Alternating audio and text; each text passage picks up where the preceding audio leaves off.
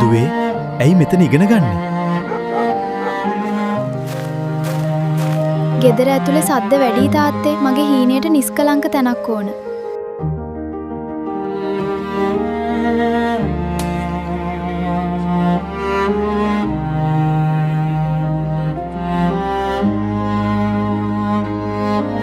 මේකට මෙච්චර වියදම් කළේ ඇයි? තාත්තේ මගේ හීනයට එළිය දුන්නේ පාරේ විදුලි පහන් එක. අද මට ඕන අපේ ගෙදරම එළියෙන් පිරෙන්න. ප්‍රශ්න හීන නවත්තන්නේ නැහැ. කැපවීම සහ උත්සාහය තියෙනවා නම් ඒ ප්‍රශ්නම දවසක ජයග්‍රහණයේ හේතුවක් වෙනවා.